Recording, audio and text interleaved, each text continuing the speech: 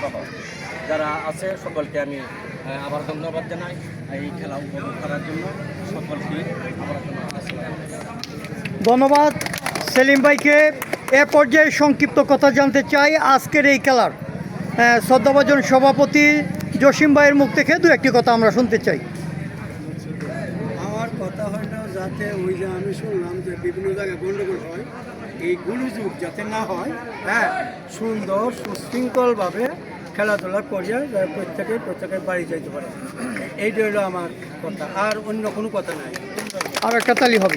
আর আমার এই বন্ধু ক্লাসের সাথে অত্যন্ত তার নামে অফিস আদালতে এবং কোনো জায়গায় কোনো ক্লেম নাই, কোনো কিছু নাই, হ্যাঁ, সে কিন্তু ওইখানেরও একটা ছোটোখাটো একটা নেতা, ভালো নেতা।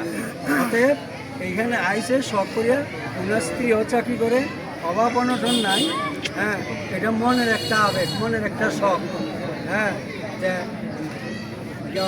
যখন এমপি হয়েছে, হ্যাঁ, ও চাইতেছে যে আমি ছোটোখাটো একটা পদ হইলে আমি তাকে, এই হইল কথা। ধন্যবাদ জসিম ভাইকে, ধন্যবাদ। আমরা গুরুত্বপূর্ণ কথা শুনব এবং তরুণ উদীয়মান ফুটবলারদেরকে দিক নির্দেশনা দিয়ে কথা বলবেন আজকের এই খেলার শ্রদ্ধাভাজন প্রধান অতিথি বিপি মানিক ভাইকে কথা বলার জন্য সবিনয় অনুরোধ করছি। তার আগে একটা জোরে করতালি চাই সবার কাছে। বিসমিল্লাহির রহমানির রহিম। আজকের এই ক্রীড়া প্রতিযোগিতা অনুষ্ঠানের সম্মানিত সভাপতি জসিম ভাই, উপস্থিত সাবেক কমিশনার সাহেব এবং আমার উপস্থিত মুরব্বিয়ান এবং আমার প্রিয় খেলোয়াড়বৃন্দ, আসসালামু আলাইকুম। ক্রীড়া শক্তি, ক্রীড়াই বল। খেলাধুলা শরীর সুস্থ রাখার একটা অন্যতম মাধ্যম এবং বিনোদনের একটা অন্যতম একটা মাধ্যম হইল খেলাধুলা।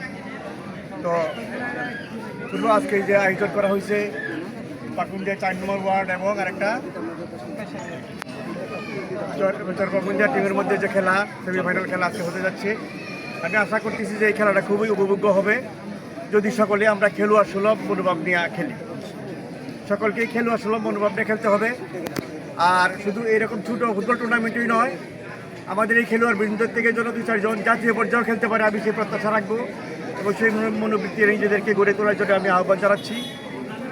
সময় তো চলেই যাচ্ছে, কাজেই বক্তব্য বাড়াবো না। আর আমার বন্ধু যেটা বলেছেন যে উপজেলা ভাইস চেয়ারম্যান নির্বাচন, আসলে অনেক ছাত্র জীবনে আজ থেকে 44 বছর আগে পাকুন্দিয়া কলেজে 1982 সালে ছাত্র সংসদ নির্বাচন করছিলাম, পাস করেছিলাম, ভিপি হয়েছিলাম।